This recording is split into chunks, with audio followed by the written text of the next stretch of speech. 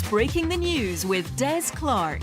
I'm Des Clark, and this is Breaking the News, a show that breaks the week's news and asks four opinionated panellists to put it back together again. And it's a slightly different Breaking the News this week for obvious reasons. We don't have a live audience, but we love doing this show, and we know, more importantly, there's still you, our amazing audience at home. So we thought we'd come in here and give you a bit of light relief on a week of some very heavy news. You still want to be informed and entertained. Despite that, we are still on air. And what a week it's been. In a week where coronavirus has dominated the news, hundreds of neighbours in Edinburgh have been singing Sunshine and Leith to raise spirits. This after 500 miles was incorrectly misunderstood to be the latest guidance on social distancing. From next year, McDonald's are changing their Happy Meals to make them more environmentally friendly. This means no more potentially lethal plastic, or as we call them, cheese slices. Oh, Oh, the taste, it's still there, isn't it? Male hairdressers have been revealed as the UK's biggest time wasters, spending about 4 hours a day chatting. Of course, this was when they could still ask you if you were going anywhere nice for your holidays. Yes, we have no audience, but we've still got plenty of laughs and still got an amazing panel. Joining me are regular guest Jay Lafferty and first-timer Bruce Devlin. Yay. And facing them are stand-up Janie Godley and comedian Mark Nelson. So this is the Broken News round, where our teams have to guess two major stories of the week that have been mashed together into one single news headline. So Jay and Bruce, can you tell me our first story? Today, the message, stay at home, in the headline. PM tells public to avoid The SFA's chief executive Ian Maxwell. people, pubs, offices. Thailand's Appanam Kongsong. Millions of UK children could be sent to. The World Women's Curling Championship in Canada. They also quote Nicola Sturgeon saying That'll be right. Probably the most accurate thing I've heard in the news all week. Bruce Devlin, I'll come to you first. I think I'm not even going to be silly about it. We're talking about the coronavirus, aren't we? Yes, It is, of course, coronavirus and the national lockdown that we may be facing up to. We're being told at the moment to practice social distancing, where we minimise contact with others and maintain a distance of at least 6 feet from other people. Luckily, this is something that I practice for all my 20s at parties with any females. Snap. Yeah.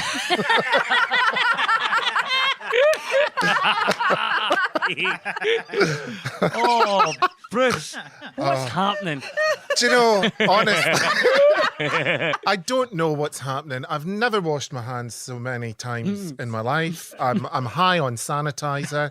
I don't know what day it is. It's strange times, coronavirus. And Janie, I think that we've been building up to, this was the week I think it really hit home for all of us. I mean, people who are listening are frightened. One of the problems being is there's so much conflicting information, and there's always a woman called Janet on Facebook knows more than everybody else.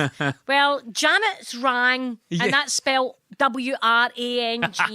Janet might be rang. I think we all have to just keep positive, and if anything, this coronavirus lockdown hasn't affected me personally, because my husband's got autism and didn't like touching people, meeting people and talking to people anyhow. So this is just a Tuesday to me. Mark Nelson, we're going to get through it, aren't we? We are. Janie's absolutely right about up until this week, I never knew how many of my pals were epidemiologists or crisis managers. Genuinely incredible. And I get sent out for the shops. It's the most depressing thing, wandering about the shops with a panic buy. Yeah. Like every single shop looks like Primark looks all the time. Stuff strewn everywhere. I'm loving the kind of positivity from the other countries, you know. So we had Italy out in their balcony singing.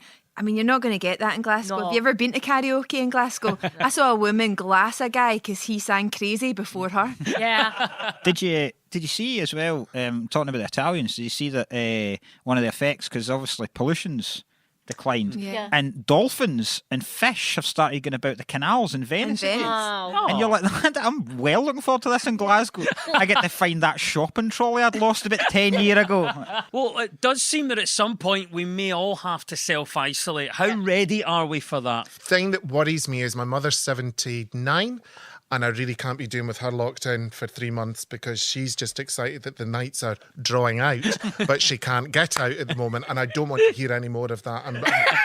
I've honestly, I'm a patient man, but I'm like, Mary, you're going to have to shut your geggy. No one's interested. From Friday, I'm technically my children's teacher. Wow. And that's a terrifying, you're going to have 2 kids suddenly. The Oasis knowledge they're going to have in a couple of years is going to... Make up stuff. Exactly. Yeah. Start making up arithmetic quotations of your own. Start telling them 2 + 2 is actually 5. Don't listen to your teacher. I'm Start making stuff going to up. get you struck off, Mark. I think this is a disgrace to the future generations. The thing is, though, what's come out of this, which is really good, in Scotland and across the world, is the positivity, because it affects all of us. We're all in it together. Any ideas that we've got on our panel, how we can help each other? The best thing everyone can do for each other is be there to listen to each other, especially on like WhatsApp groups and private messages, and say, are you having a hard time? And also, something that nobody talks about, if you've got a bit of cash, lend it to your pals just now. You lend out some cash to people who are going to be suffering through, like not being able to get gigs, not being able to pay rent. So if you've got a bit of cash, lend it to your family. If you've got time, listen to their mental health stress. If you've got good recipes for cans and pasta and cupboard things, share that. See all the granny and granddads getting a much needed break. Don't try to keep a straight face. Oh, I can't look after the Waynes. The corona. Janie was absolutely right in what she said about trying to help people out if you've got cash, because while you were talking, Mark dipped your handbag twice. So Swipe, he's got a card swiper. But I did sanitise my hands before I went that's in, to okay. be fair. yes, it's the huge story of coronavirus and the national lockdown that we may well be facing up to this week. Millions of patients have been told they can only see a doctor by video. When asked if they have a preference as to which doctor they want to see, the majority chose David Tennant. Hey. He was the best, wasn't he? Yes, it's the news of the ongoing coronavirus outbreak. That's the right answer, Jane Bruce. 2 points for that. Now to you, Janie and Mark. What was the other story we were after? It's sport. All sport has been cancelled, which I'm quite glad that the schools are off, because I don't have to try and speak to the other dads about anything else now. So it's like, so that was going to be awkward. The chat is gone, isn't it? But yeah, everything's done. Football's down. Tennis, golf, horse racing's still going ahead without any spectators, bizarrely. Yes, more coronavirus. This time we're looking at the impact it's having on the sporting calendar. Football, rugby, curling, horse racing and more all cancelled or massively disrupted, and huge speculation over the future of the Olympic Games in Tokyo later this year. In the football, Euro 2020 has been postponed until next year. UEFA are taking this very seriously, as all staff have been instructed to wash their hands before and after every bribe they receive. Do you know what I think? Do you know what I think? COVID-19 sounds like the kind of team that would put Aberdeen out of the Europa League. Some Latvian team. I'm feeling really worried for, the guys that phone in the football call-ins. Those are the ones that I'm really worried for. I'm sure that Loose Women is going to get some cracking calls over the next wee while now. Just let wee Rab through Glasgow going, listen, see that Emmerdale, what you need... Right, is you need to take the managing director out the back. The Willpack needs more focus on the back story. That's what's happening. I saw online a man did you see the video of the man put the marbles running downhill? It was amazing. It was amazing. I'm now wanting all sport to be cancelled and it just be marbles rolling downhill and see which, like my wee horses. I want those sports. The weird thing about it is, about halfway through the video, you subconsciously you've picked a marble, and you're like, I'm into this. come on, light blue. That was the light blue. Anybody surprised that it seems like Japan still want the Olympics to go ahead in Tokyo? I imagine with the stuff that most of the athletes have taken, they're immune to every new disease anyway. So. Yeah, everyone has to pull out of the Olympics, apart from Russia. Well, here's the question then, because as part of Japan's bid for the Olympics, what they've said is they really want it to go ahead, and they're lowering the qualifying threshold, so you don't need to be that good to compete. Mark, what do you think you could do as an Olympic sport? I tell you what, see if you put a toilet roll at the end of the 100 metres track, I will take Usain Bolt down. Yeah. Any other thoughts on what you could do as an Olympic sport? Cage dancing, not fighting. Sorry? Yeah, cage dancing. I was at a gig recently with a club that won't book me anymore. I won't name them. Don't know what's gone wrong. Anyway, I digress. And I walked out on stage and this woman went, oh my God, are you from Dundee? And I went, uh-huh. She went, do you remember you used to dance in a cage? And I went, well, I do actually. Really? Honestly. Shut I up. will not. Sorry, this is really No, boring. So I'd run away from home for a weekend and I was really into Madonna at the time, right? No joke. And I bleached all my hair. That's why my mum threw me out the house and got a job in this nightclub dancing for a weekend. But my mum came in and told them I was underage and ruined it. That's just a wee bit about me. I've never heard this story escalate as quickly. Yeah, me too. From leaving home to ending up dancing in a cage. It was a Friday afternoon and I had to be back in school on the Monday to sit my standard grades. And funnily enough, the only one I got was Latin. Honestly. Can I just say, if the other comedy work dries up, Which it is. you could cage dance for the world on Instagram. Totes. Yeah. Well, there you go. Well done, Jeannie and Mark. You get 2 points for that. It was the mashup of coronavirus lockdown and also its impact on the sporting calendar. And at the end of that round, the teams are all square.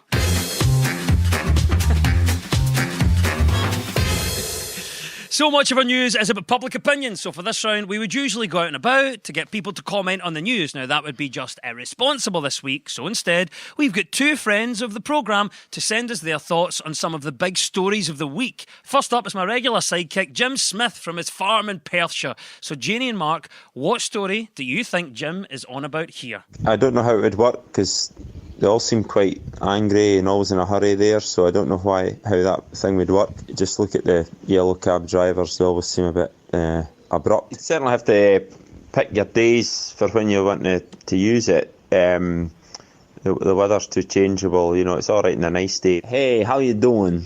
You walking back to my apartment for like a cup of coffee or something? Hey, I'm walking here!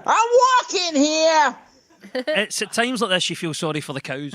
Yeah. That's our old pal Jim Smith. Any thoughts on what he's talking about? It sounds like something to do with New York and bikes. That's it, yeah. It's one of the stories that have come out this week. It's the news that New Yorkers are avoiding public transport and taking to their bikes. So much so that city officials are considering converting some roads into bike lanes. But here we go. One of the most busy, bustling, aggressive cities in the world.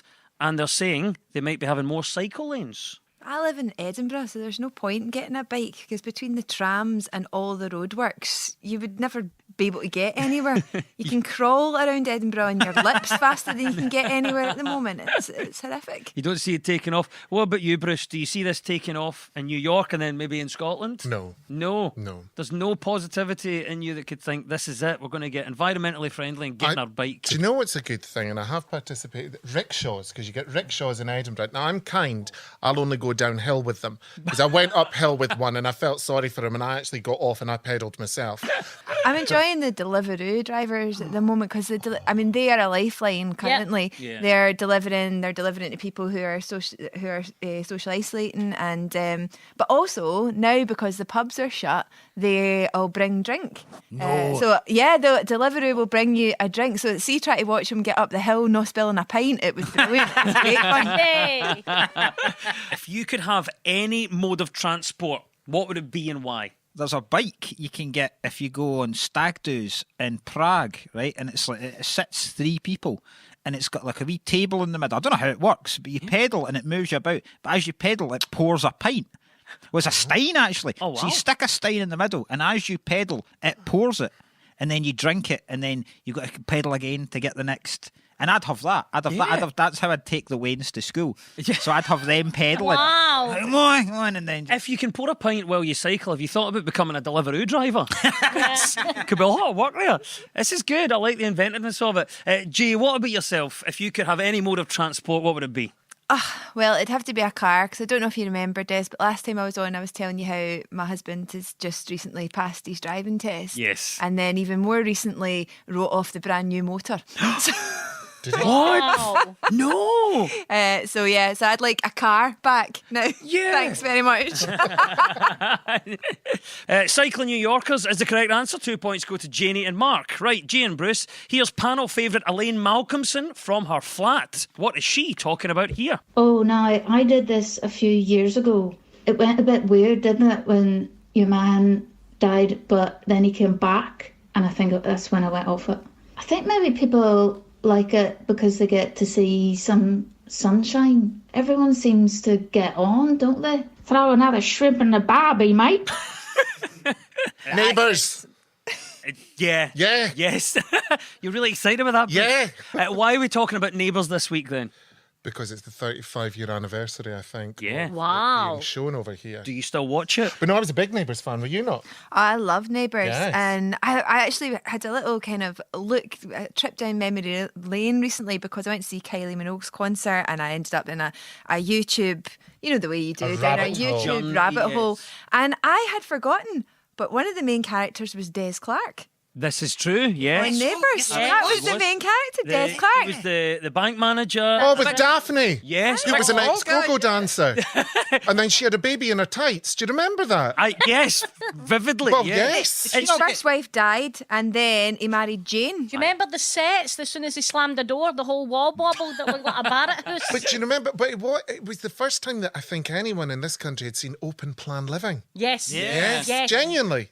Like it was. Most people were up in the garret. It's bringing back a lot of memories, and it's the right answer. It's the news of the continuing popularity of Aussie soaps, with the news that Neighbours, the drama from Down Under, is 35 years old this week. These people chatted to each other. I lived in the Carlton. People come into the pub and went, "Gives a pint, fatty." You never saw that in Neighbours. Folk are like, "Hey there," and I was like, "Oh my God, I'm going to dress in pastel clothes. I'm going to put my big perm up and clips, and I'm going to be like Neighbours." And everybody hated me. I think one of the reasons it's so much more popular than British soaps were, though, because they had the theme tunes.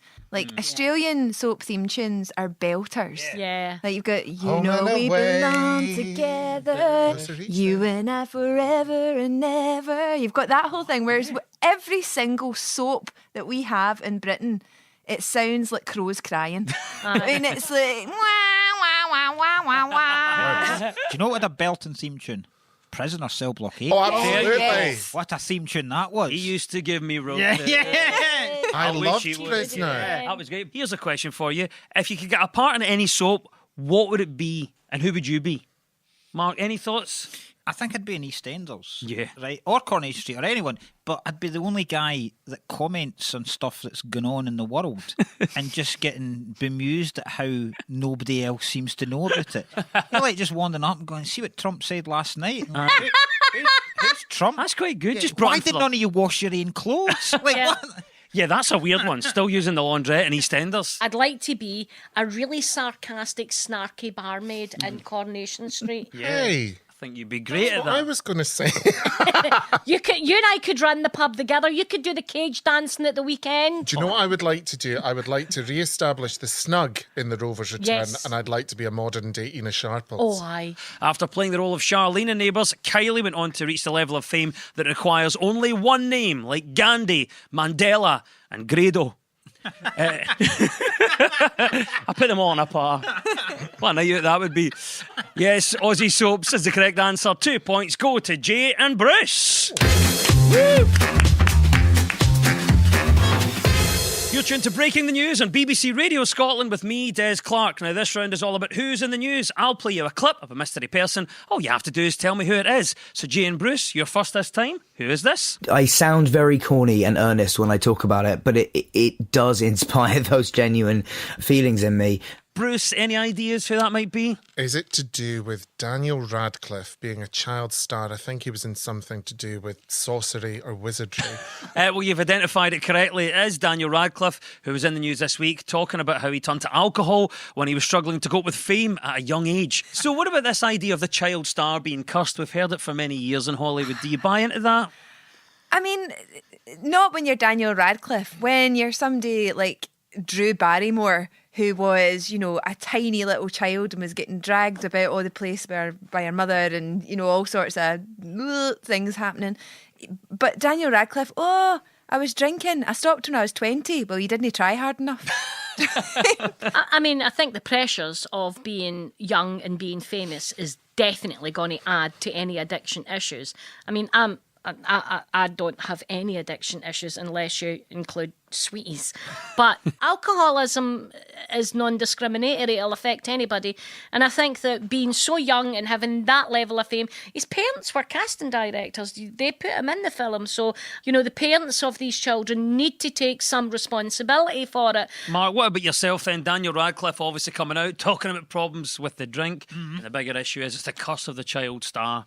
I think I agree actually with a lot of what Janie's saying. I do think it would have been amazing at the height of the Harry Potter to see him in a bar one night. Like, Jenny, like, can you imagine being in like a Witherspoons with your Waynes that are huge Harry Potter fans and them going, why is Harry being sick in a bin? Like, I don't like... Harry Potter and the Half-Cut Prince. Poor Harry. Poor Daniel. Harry. But I agree with you. If his parents were casting directors, they would have been in the business. They would have seen what's happened. And going back to Neighbours, if he wanted to get out of it, could they not have just replaced him? In the way that in Dallas and stuff, you get different children and blah, blah, blah, blah, blah. Just swap heads. But all joking aside, the money and all that kind of stuff, I would imagine it would be very, very difficult. I was once recognised in a Lidl. Genuinely getting recognised cringes me more than... It's happened to me once, right? And it was in Pizza Hut. And I was going up to collect a pizza. And the guy went, I've been to see it at the comedy club. I was like, oh, thanks very much. He was like, really, really good. And he was like, there's a couple of extra dips for you. And I was like, oh, Jesus. See, that's lovely. I once lost very quickly a pay packet, right? Now, my nickname's Bunty. We'll move on because there's a whole story. And I lost a pay packet near the stand in Edinburgh, right? And I parked in the same place the following week, and there was a what do you call it? A laminated sign that said, "Do you know Bunty? Has Bunty dropped anything? Blah, blah, blah, blah, blah." So I was like, oh, I'm Bunty, and I have it on my trainers and everything. So I'd got in touch, and it was a lawyer's office, and they said, oh, we've handed in this money. So I found out who the man was, and I said, that's really kind of you. I said, I don't know if you know, I'm a comedian. Would you like tickets to come and see me? He said, no, me and my wife have been a couple of times. You're really not for us. Glad you got your money back. So I sent him a bottle of sherry. So that's kind of like being recognised, but in reverse. I don't know. It was hard for Daniel Radcliffe when he was drunk. You try and get the last train home and you've got to run through a wall to find your platform. Yeah, 2 points to Jane Bruce. That was Daniel Radcliffe, right? Janie and Mark, your turn now. Who is this and why are they in the news?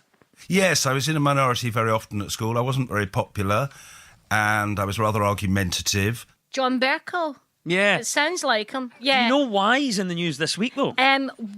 Has he apparently got an explosive temper? It's not the first time we've heard about John Bercow's temper, and it's the news that the former Speaker of the House, John Bercow, was once so annoyed at having his toothpaste confiscated at airport security that he couldn't bring himself to talk to his own personal secretary for an entire 8-hour flight. I get somebody take my contact lens solution off me once. What? And I was like, I need this. Yeah. And he's like, no, but it's over 150 millilitres. And I was like, why? And he was like, well, I mean, you can make a bomb out of it.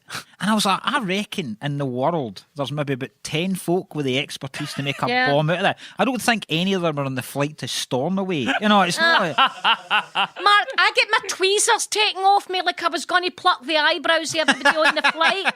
Jay, are you with John Bercow then? He's obviously apparently lost the rag by having his toothpaste removed at airport security. Do you think his temper was justified for this? I know a lot about tempers at the moment because I've got a 4-month-old son. So tenacious tantrums are my bag at the moment. Yesterday he had a meltdown because I wouldn't let him lick his own pee that he'd just done on the floor. He was... We've all been there, to be fair. Bruce, what about you? I am a very patient person. So you're not with Bercow in this one? No, I don't like that little Toby jug of a man. I think he's silly. Toby jug of a man! He does. He looks like a human Toby jug. He's always frothing and gobbing. Oh, disgusting. No. So John Bercow has lost it over airport security taking away his toothpaste. For you, what's the most inconsequential thing you've ever lost it over? Sweet corn. Why do you put sweet corn in everything? See, you're going to a nice tuna sandwich, sweet corn in it, salad, sweet corn. I hate sweet corn. It is. Sweet corn and everything. It upsets me. And you can't digest it either. You can't digest it. What is the point in it? They put it in soup. They put it in tuna sandwiches. They put it in everything. Salads.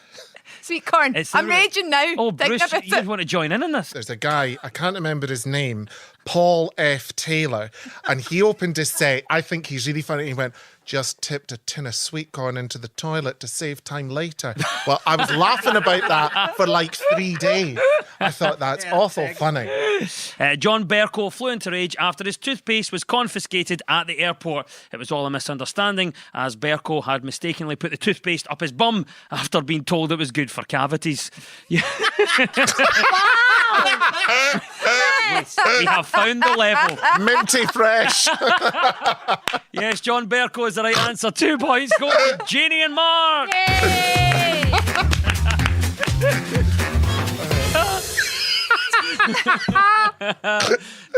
Time now for our final quick fire round, which is all about deciphering the numbers in the news. I will read out a headline. All the teams have to do is fill in the blank. So get ready, teams. When we run out of time, you'll hear this. Here I am, a Skype virgin.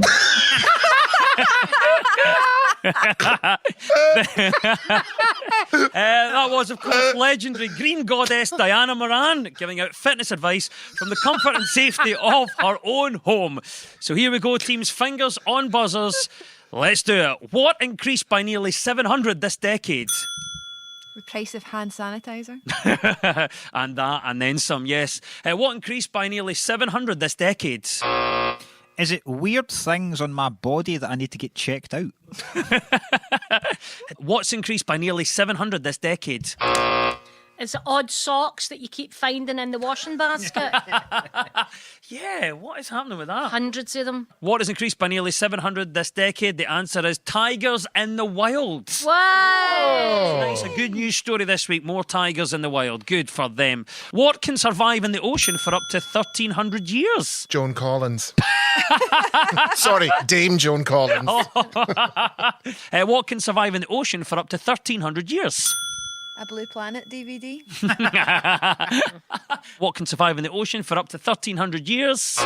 Is it something I said innocuously to my wife 10 years ago, but still relevant to every single argument we have? Here is the right answer. What can survive in the ocean for up to 1,300 years? Scientists have found that a block of Lego could survive in the ocean for up to 1,300 years. Here I am, a Skype virgin. And there we go. That is the klaxon. The goddess has greened. And at the end of the quiz, our winners this week are Jay Lafferty and Bruce Detler. And commiserations to Jeannie Godley and Mark Nelson. And we'll leave you with the breaking the news. Breaking news just in. This Sunday is, of course, Mother's Day. Like many others, I cannot wait to imagine the look on my mum's face as I shove a bunch of flowers through a letterbox and run away. Love you, Mum. Last year in Scotland, it was reported one girl was named XL. Apparently, the parents couldn't decide on a name, so they were shown a spreadsheet of popular ones and just chose the one at the top.